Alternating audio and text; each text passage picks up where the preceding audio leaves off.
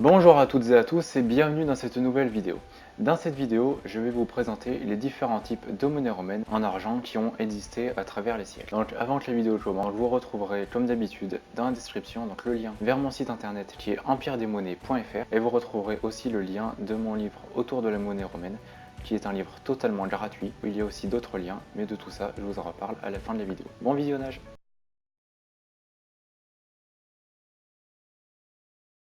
Le premier type de monnaie romaine en argent, c'est tout simplement le denier. Alors le denier est certainement le type de monnaie en argent le plus connu, donc il fut créé aux alentours de 269-268 avant Jésus-Christ, et à ce moment-là c'est une monnaie qui pesait 4,5 grammes environ. Son nom vient du latin dinari, qui signifie 10, d'où sa valeur qui à l'époque coûtait 10 as. Donc par la suite, au 2e siècle après Jésus-Christ, son poids est diminué et il atteint 3,7 grammes.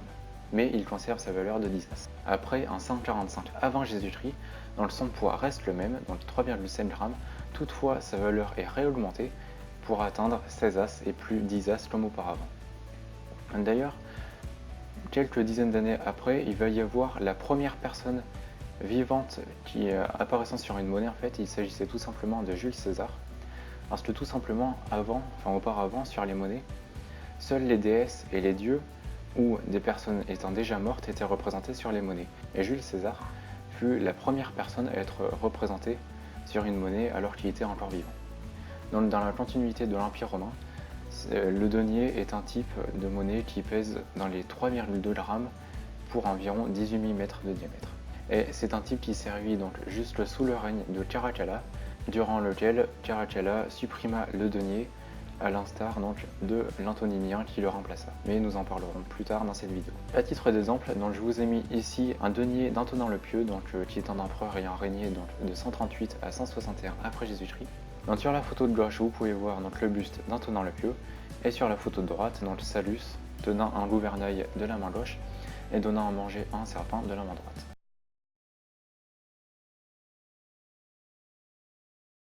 Donc le deuxième type de monnaie romaine en argent, c'est le quinaire.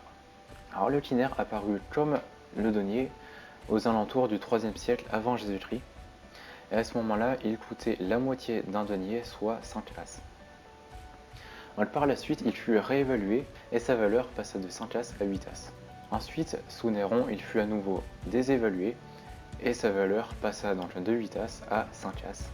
Et puis par la suite, sa production fut stoppée et il disparut petit à petit. Donc il réapparut un peu plus tard durant l'Empire romain, sous le règne de Dioclétien. Mais toutefois, cette monnaie n'était plus constituée d'argent comme auparavant, mais c'était une monnaie constituée de cuivre. Tout au long de son existence, c'était une monnaie qui pesait dans les environ 1,5 à 2 grammes et qui mesurait dans les 15 mm de diamètre environ. Ici, je vous ai mis un quinaire d'Auguste qui régna de 27 avant Jésus-Christ jusqu'à 14 après Jésus-Christ. Comme vous pouvez le voir sur la photo de gauche avec le buste d'Auguste. Ici, on peut voir qu'il y a une victoire qui est debout à gauche. Donc une victoire, c'est tout simplement un personnage ailé, souvent représenté avec une couronne de laurier dans la main.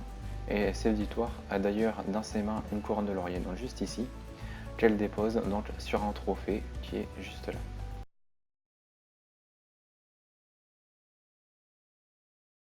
Le troisième type de monnaie romaine, c'est le cistophore. Le cistophore est apparu en 170 avant Jésus-Christ et il s'agit tout simplement de la plus grosse monnaie romaine constituée en argent. Elle fut créée en 170 avant Jésus-Christ dans la ville de Pergame, qui était une colonie grecque. Et lorsque cette ville fut prise par les Romains, ils s'approprièrent le concept du cistophore et le cistophore devint une monnaie romaine. Toutefois, ce n'est pas une monnaie romaine à part entière puisqu'elle ne servit que dans les colonies romaines et c'était donc une monnaie coloniale. Donc elle fut utilisée juste sous le règne d'Adrien qui régna de 117 à 138 après Jésus-Christ. Puis sa production fut stoppée à partir de ce moment. C'est une monnaie qui pèse dans les 10 à 11 grammes environ pour un diamètre d'environ 25 mm. Vous pouvez voir ici cette monnaie. Comme je ne possède pas cette monnaie, j'ai tout simplement pris une image sur internet. Par contre, je n'ai pas trouvé d'image libre de droit. C'est pour ça que je l'ai pris sur le site de vente de monnaie, CGB. Il ne s'agit pas d'un partenariat entre CGB et moi, mais comme j'ai pris leur image, je pense que c'est normal que je vous donne les sources aussi. Tout simplement, vous aurez le lien dans la description puisque cette monnaie est encore à la vente. Si jamais elle vous intéresse, n'hésitez pas à aller voir, le lien est dans la description. Donc à titre d'exemple, je vous ai mis donc, un Sistophore de Trajan, qui est un empereur ayant régné de 98 après Jésus-Christ jusqu'à 117 après Jésus-Christ.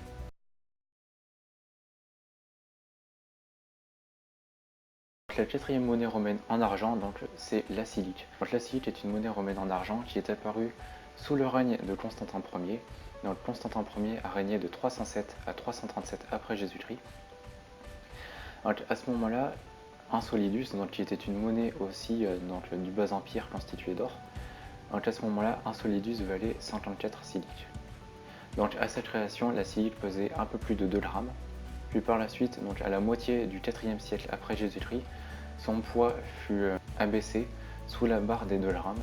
Et puis par la suite, à la fin du 4e siècle après Jésus-Christ, le poids de la silique fut de nouveau abaissé, mais cette fois-ci fortement, puisqu'il passa d'un peu moins de 2 grammes à 1,4 g. Toutefois, bien que son poids ait baissé fortement, le ratio solidus-as, 1 contre 24, resta exactement le même, ce qui fait que la valeur de cette monnaie augmenta en dépit du poids de l'argent qui baissait. Donc après, la fabrication de la silique fut stoppée sous le règne de Valentinien III, et à ce moment-là, la silique disparut de la circulation. Et bien que ce soit une monnaie qui est servie qu'un peu plus de 100 ans, c'est une monnaie qui fut fortement produite et qui aujourd'hui est plus ou moins commune. Donc ici comme pour le Sistophore, je ne possède pas ce type de monnaie, et comme je n'ai pas trouvé d'image libre de droit, je vous ai pris ici une photo de CGB. Pareil, le lien de cette monnaie sera dans la description, et si jamais elle vous intéresse, allez voir sur leur site. Donc à titre d'exemple, vous avez ici une silique de Valence, qui est un empereur ayant régné de 364 à 378 après Jésus-Christ.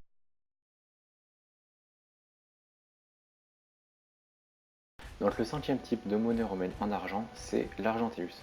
L'argenteus est une monnaie du bas empire qui fut créée à la fin du 3e siècle après Jésus-Christ sous le règne de Dioclétien. Donc Dioclétien est un empereur qui régna de 284 à 305 après Jésus-Christ. C'était une monnaie qui, par ses caractéristiques, ressemblait fortement au denier, puisque comme vous pouvez le voir sur l'écran, c'est une monnaie qui pesait dans les 3 à 3 grammes 5 à peu près, et qui mesurait dans les 19-20 mm. Par la suite, sa production fut stoppée en 312 après Jésus-Christ, ce qui en fait une monnaie très rare, puisqu'elle ne servit qu'environ 20-30 ans à peu près, ce qui fait que peu d'exemplaires furent créés, et donc aujourd'hui elle est plutôt difficile à trouver. Donc à titre d'exemple, je vous ai mis ici un argenteus de Maximianus.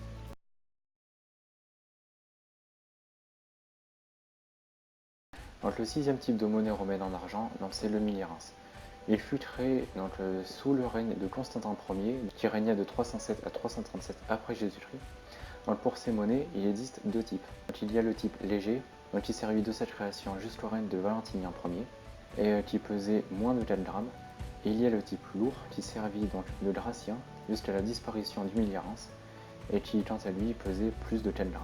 À titre d'exemple, vous avez ici un milliarens d'Honorius. Honorius est un empereur romain ayant régné de 393 à 423 après Jésus-Christ. Je vous laisse donc quelques secondes pour savoir de quel type il s'agit. Ici, est-ce que c'est un type léger ou est-ce que c'est un type lourd?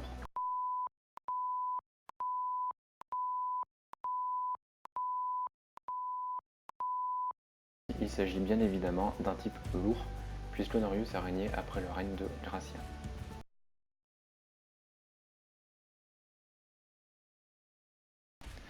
Le dernier type de monnaie dont je vais vous parler aujourd'hui, il ne s'agit pas d'une monnaie en argent, mais d'une monnaie en billon. Alors tout simplement, je la mets dans cette vidéo parce qu'il fallait que j'en parle puisque c'est un type important pour l'Empire, mais je n'allais pas faire une vidéo seulement consacrée à ce type de monnaie, puisqu'il s'agit tout simplement de la seule monnaie en billon qui existait, et je ne voyais pas l'intérêt de juste en parler dans une seule vidéo. D'abord, qu'est-ce que le billon? Alors le billon, c'est un alliage de métaux, qui est constitué à 50% d'argent et à 50% de cuivre. Parfois, il y a 45% de cuivre et 5% d'un autre métal.